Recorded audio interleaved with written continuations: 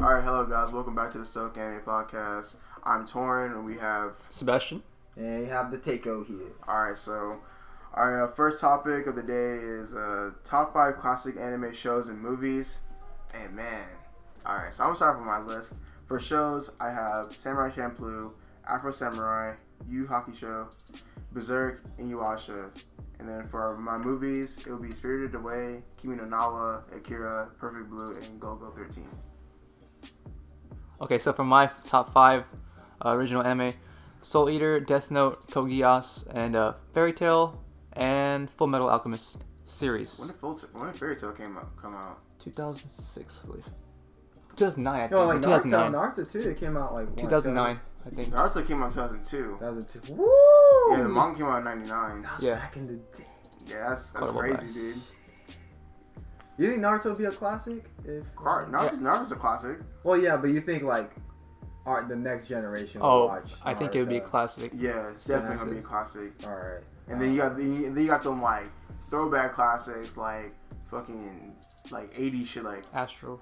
yeah. Well, 60s actually, but Astro Boy's gonna be a fucking like lost gem, dude. Oh, She's yeah, gonna be a that's fucking gone. national treasure. I just have like all the little toy figures and stuff. Mhm. I lost them. My top list would be Fist of the North Star, Afro Samurai, Sword of the Stranger, The Girl Who Leaped Through Time. Yeah, I only have 4. Girl Through Time. Girl Leap Through Time. Dude, that was pretty I remember you watching that Bro, in the library. remember? And then I kept telling you, yo, this anime's whack, bro. Yeah, dude. Yeah. And I kept like rewatching it because I was like, I don't understand, and I finally finished it through. Mhm. Dude, great ending. I don't want to spoil it at all, but dude, great ending. Oh, it's just such a good. It makes you like really think like, dang, if I had like the time travel, that power, like I wouldn't really want it. Dude, after. time travel is like an OP power. Like if you know how to use it correctly, to keep it real, honestly. Like let me see, Perfect Blue. Perfect Blue is a really good one. It's basically about like a girl who like retires like from like her like, group, and she like wants to become an actress, but she gets like stalked and like there's like a bunch of like murders like happening like around her. Shit's like pretty cool. Go-Go 13 is like the Japanese James Bond. It's like pretty fucking cool. I dig it a lot. Akira, fucking classic. If you don't know what Akira is, I can't explain it, but you have to watch it for yourself. Kimi no Nawa, I recently watched it. I recently watched it. Gotta finish it, but so far I shed a couple of tears. It was pretty good. Takeo has been wanting me to watch it for the longest time, and I finally got into it. Spirited Away, that's definitely a classic. I love it so much. Oh, Spirited Away. Yeah, Spirited Away. Yeah, it's like amazing. But yeah, anything else y'all want to talk about, like over your shows and movies and stuff? Sword of the Stranger. Like it's weird because all these like I found on YouTube when I was like younger because they were like free. There's like copyright wasn't really like a thing. Mm-hmm. And I saw Sword of the Stranger. That was like really good. Like the fighting scenes are amazing. Yeah. The story's amazing, especially when like his hair was like red, I think, or something like that. Yeah. And he like washed it off, and it was just cool. I don't know, really liked it. Mm-hmm. For me, I grew up with Soul Eater. Soul Eater was a classic, I thought. So yeah, I mean, it's just one of those things that you have to get into at first.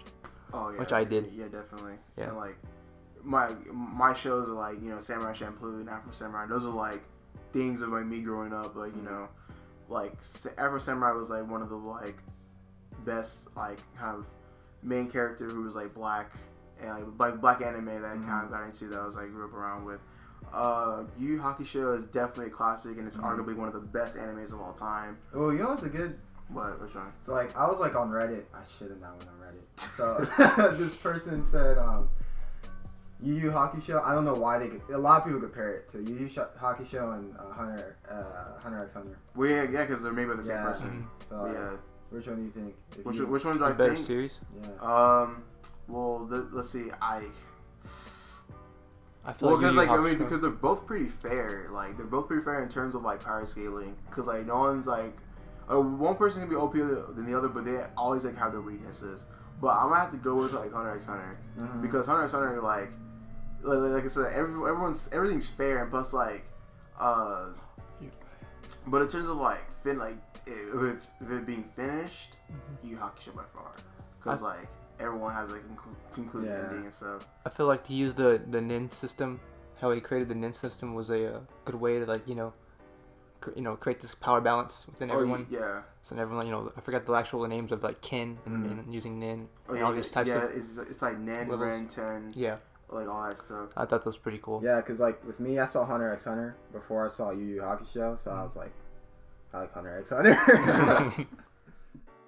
So our second topic is gaming then versus now, and I've been wanting to speak on this for like a little bit. So I feel like gaming then was just like of course more simpler. It's just you get the game and like you just play it throughout. You wait for probably like a DLC to come out and then you play that and like you just like rinse and repeat, or you just get the single player game by itself.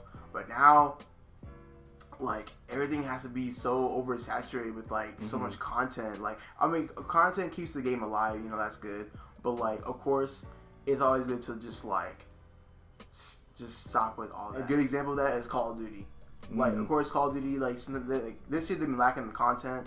But of course, like I don't want shit like in my face and all that stuff. So that's just the way I see it, and that's my take on it. And like, I'm sorry, like the Call of Duty fan base, y'all like this. Okay, first when it came out, they had what's that? Blackout, which is like it was cool. But the thing is, it's like, first of all, the graphics look terrible. The grass looked terrible, which I understand graphics are not like important, but it's like it gets annoying sometimes where it's like, okay, how long has you guys been making this game? And it's like the trees look like clay. Like everything in the game looks like pieces of clay. Like, oh yeah, exactly. That's what happens. Like when I'm playing Fortnite. When I used to play Fortnite, like everything would look like fucking PUBG. Yeah, like everything wouldn't have been like loaded and stuff. And like speaking of like graphics and stuff, I feel like games now they just like focus so much on like graphics and like resolution rather than like actual like gameplay and like longevity of the game.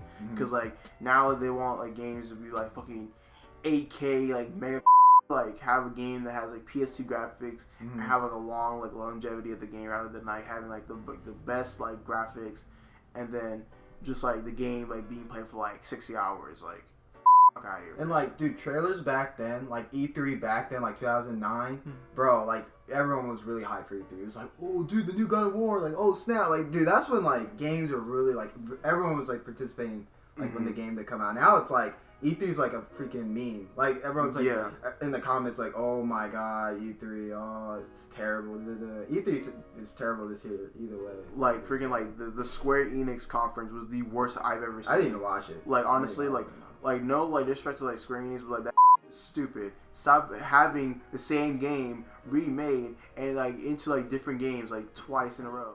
Back then we had a lot more like sequels to games, right? It was more like, oh yeah, definitely. Yeah, I think now it's getting old for some people to where because it's been going on forever, and then like you have a new game, Cyberpunk, coming out, like that's a new title.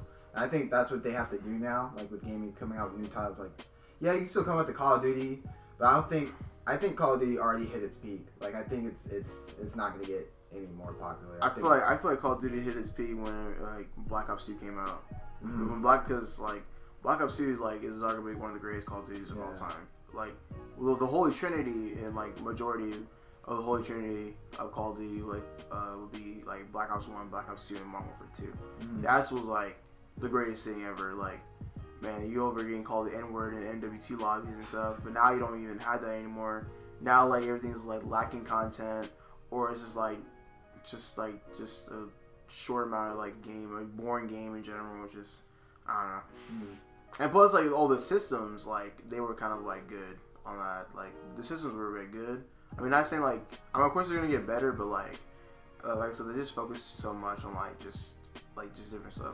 I've already spoken my part on it. Alright, so for like downloadable content like Star Wars and stuff like that. Oh yeah. And you just have to like buy more stuff, buy more things to like get upgrades, and it shouldn't be about that. Honestly, it should be about the game and not just worrying about getting being on top or being on more than the person above you. It should be equal, I should say.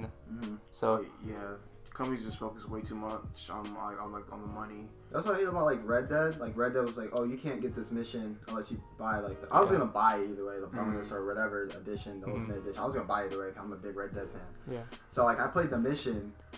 It's literally like 5 minutes long, and it's just you go in the bank, you blow up the wall, you steal the money. That's literally it, the whole mission. Wow. Like I'm not even over exaggerating. I'm like, you serious? This is it? Like, yeah, the game was good, but it's like, You're people were worried about this. Like, what the hell? And plus, like, I remember, like, the people were, like, by, like, the Fallout 76, like, the best, like, version. Yeah, no, And, like, they didn't get none of the content that came And, with like, they're it. trying to hype up the new, whatchamacallit, Battle Royale mode for Fallout 76. Oh, like, I can understand if you're a Bethesda fan. Like, I totally understand. But it's like, y'all got, like, yeah, give them their credit, but at the end of the day, the game still sucks. Like, don't be, like, trying to forget everything that they did, like, making Fallout 76. Like, the game still sucks. They didn't give people their pre-orders and all this crap. Like, stop. Like, stop trying to overshadow, like, what they've done. But this is, they were like, oh, man, nothing can go wrong. And Fallout 76 came out, just straight. I don't get why people bought it. It looked exactly like Fallout 4. It looked like Fallout 4 with, like, new mods or something. Like literally, that's, like, the biggest thing, like, everyone was talking about. It's like, it literally just, it's like pretty much like a Fallout 4 DLC. And it was worse. It was, like, a bunch of lag. Everything was, like, the clipping was terrible on, like, some, like, trash cans and stuff like that. Because It was it's a terrible. new Ubisoft. In terms of, like... Well, I think Ubisoft kind of stepped it up, honestly. Ubisoft is stepping it up. I but think like, Ubisoft is stepping it up. But still, like, the games don't, like, launch and shit. We're, like, really fucking That's ass. the problem. Games during launch are ass. Like, that's... Well, then, yeah, it's also, like, the servers, but, like, still, like, shit, dude. I remember, like, the worst game, like, during launch was Battlefield. That shit was so laggy. That shit's ass during like, launch. I'm actually happy, like, Cyberpunk... Like, I know they're more, like, the company's more into, like, single player. But I'm happy they didn't do anything like online mode, and because imagine trying to hop on Cyberpunk, dude, and everyone's talking about it, like, oh, dude, it's online, dude. You're not hopping online the first day. Like, Cyberpunk was like a multiplayer online game. Yeah. Okay, But- so like for like multiplayer, I feel like back then things were like simple back then. Like you didn't have to you had to wait a little bit longer than usual, but it was kind of worth it since you have all these people in one area that were like, true to themselves, not just being fake. Because, all these people now are just being just being like, fake in general. And they're just like, competing for something like, the tournaments and take it really seriously, which is a good idea. Yeah. To promote the game industry, but like it's like affecting everyone else. It's giving them it's bad mojo, I guess. Because like back then, like, I think back then, like, I don't remember watching Optic and FaZe that much when I was like younger. Like watching them was more like, I didn't think as it so competitive. It was more like, oh, like I like what they do and things like that. Now it's like so competitive. Like serious thing. If you like FaZe like Optic, you're not friends. Like it's like so competitive now. It's like everything is just like esports this, esports that, like competitive, and like it just takes away from the casual gameplay. So it's just like, I don't know. Also, like multiplayer now, it's like you have to work harder than you ever did. Oh yeah, in your life. definitely. Like Red Dead, like the clothes cost like $500. Like it's crazy, and then like even like I think with the Black Ops 4, when the new Black Ops 4 came out, like people felt like leveling up was like slower and all this stuff, so they had to add like double XP and all this stuff. It's just now like multiplayer just feels like a grind. Like it feels like, dude, I'm not even having fun. It feels like a grind. Yeah. Because like before I used to be like, nah, just play the game. Like, why does it matter? But now I kind of understand, because it's like you want to experience all the content, and if you can't, then what's the whole point of playing multiplayer? When you just play story exactly. I feel you on that. But anyone else have any thoughts about this? E3 event for Honor was terrible. I didn't like it. Like 2 years ago, about 2 years ago, their opening trailer for like E3 Europe, I believe, 2015. 4 years ago. I don't know why I said that, but like it was really good. Cinematic trailer was excellent. They got a big promotion. You got like this huge thing together, and they just like threw it out there, right? This project they didn't even know what what it was about. Like it was just something that just blew everyone's mind. And at first it was like that, but then like over time, in those like few years, it started to dwindle down because it started losing its player base, and no one wanted to really play it because of its laggy sessions. No one's really paying attention, to those types of things. And then that's like when Marching Fire came out, the DLC.